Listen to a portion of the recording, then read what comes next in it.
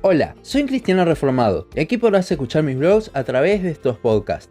En el podcast de hoy quiero hablar un poco acerca de una falsa doctrina que se está dando mucho a conocer lamentablemente y va de la mano con el Evangelio de la Prosperidad, el Evangelio Carismático y la Iglesia Light, por así decirlo. Esta nueva falsa doctrina la llamo el Evangelio de la Paternidad. Primero que nada, no quiero que se malentienda algo. Sí, somos hijos de Dios. Sí, Dios nos adoptó y es ahora nuestro Padre. El problema pasa cuando esta doctrina 100% real y 100% hermosa es llevada a un extremo tal que deja de lado partes fundamentales del Evangelio.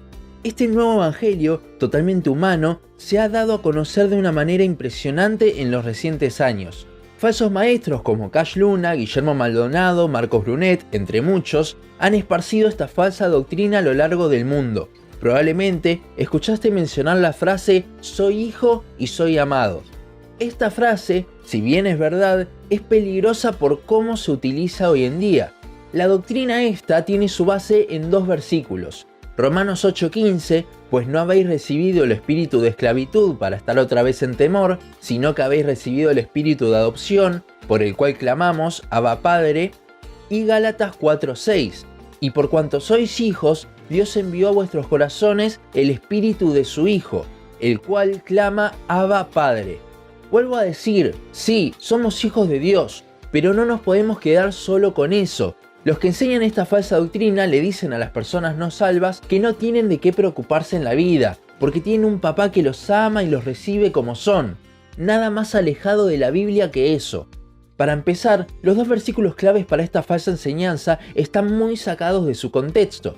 En Romanos, los versículos anteriores vienen hablando de que ya no debemos vivir conforme a la carne, sino según el Espíritu. A su vez, los capítulos anteriores vienen hablando de la culpabilidad del hombre. En el versículo 15 es donde está el punto en el que Pablo separa la carta en dos partes. Antes éramos una cosa, esclavos del pecado, pero ahora Cristo hizo que seamos hijos de Dios al restaurar nuestra relación quitando el pecado, con lo cual, a partir de ahora, Pablo va a empezar a hablar de cómo fue esa salvación que Dios nos dio, y a partir del capítulo 12 hablará de cómo entonces debe moverse un hijo de Dios aquí en la tierra. Pablo lo que está marcando con la adopción es que ya no debemos vivir conforme a la carne, sino justamente como un hijo de Dios. En el versículo 13 dice que los que viven según la carne morirán, pero que en el espíritu vivirán. Siguiendo el hilo acerca de la ley del que viene hablando Pablo en los capítulos anteriores, si tratamos de vivir en nuestras propias fuerzas, según la carne, moriremos, porque somos incapaces de cumplir la ley. Sin embargo, en el espíritu, Cristo ya nos quitó el yugo de la ley. Y aquí es cuando nos vamos para Gálatas 3 y 4. En este punto, Pablo llama a la ley de dos maneras. Yugo, cuando habla de estar bajo la ley en el versículo 5, y ayo, Gálatas 3:25. El ayo era la persona que cuidaba e instruía a los hijos pequeños de un señor, quien preparaba al niño para su herencia. Una vez establecido que la ley era quien nos guiaba hacia Cristo, es cuando Pablo mencionará nuestra posición como hijos por medio de la adopción, que en el griego original es la palabra huiothesia, la cual no es el acto de adopción que nosotros conocemos. Huiothesia era el acto por el cual se colocaba a un hijo como hijo adulto con derecho ya a su herencia, lo que los judíos conocen como el bar mitzvah. Con lo cual, este hijo ya no es más guiado por el ayo, sino por el espíritu. Todavía no tenemos nuestra herencia en nuestras manos, pero tenemos el espíritu de huiothesia, que es nuestra garantía, nuestras arras. En conclusión, estos pasajes hablan de nuestra salvación, de cómo Dios nos hizo herederos, pero siempre mencionando tanto la ley como el pecado en los versículos anteriores. ¿Qué quiero decir con esto? Sí, Dios nos hizo sus hijos, pero el Evangelio no es solo eso. Esta corriente le da tanta importancia a esto y al amor de Padre que tiene Dios, que deja de lado el hecho de que somos pecadores, que por la santidad de Dios no nos podíamos relacionar con Él, que la justicia de Dios debía ser satisfecha y Cristo lo hizo por nosotros. Este es el Evangelio. Jesús no vino solamente para mostrarnos al Padre, sino para eliminar nuestro pecado. A su vez, utilizan la paternidad de Dios y su bondad para predicar también el Evangelio de la Prosperidad. Cash Luna Dijo que como Dios es nuestro Padre, Él quiere todo lo bueno para nosotros. Por eso, dice él, la gente no ve la prosperidad como la veo yo. Si bien Dios es nuestro Padre, Él no nos va a malcriar prosperándonos en todo lo material. Primero, porque no le interesa lo material, sino lo espiritual y nuestra relación con Él. Y segundo, porque esa no es la forma de que un padre educa correctamente a sus hijos. Hebreos 12 dice que Dios, al que ama, disciplina. Y ese es un aspecto que nunca vamos a ver dentro de esta corriente.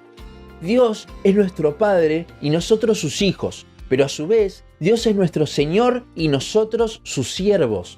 Dios es mucho más que solo nuestro Padre, y al quedarnos con una visión tan chica y humana, nos perdemos de muchas cosas de Él, tales como que Dios es juez y Señor de todo.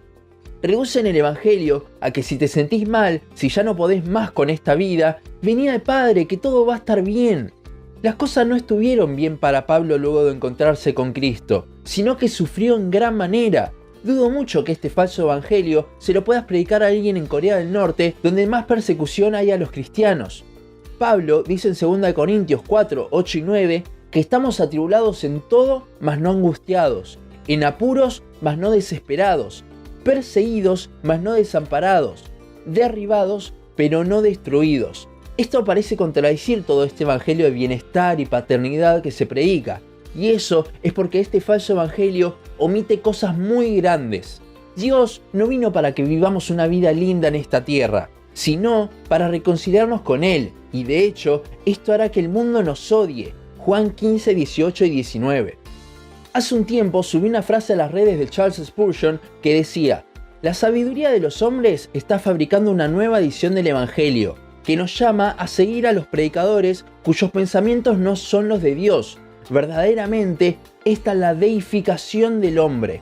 Sinceramente creo que Spurgeon se refería a este tipo de doctrinas, donde el hombre se deja de ver como pecador y se ve solamente como hijo de Dios, cuando en realidad somos las dos cosas.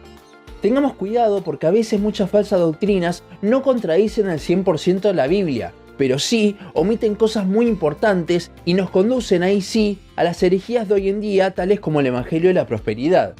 Hasta aquí nuestro podcast de hoy. Seguinos en Facebook, Instagram, YouTube y Spotify. En todas nos encontrás como un cristiano reformado. También seguinos en uncristianoreformado.blogspot.com para leer el resto de nuestros blogs. Nos vemos en la siguiente ocasión.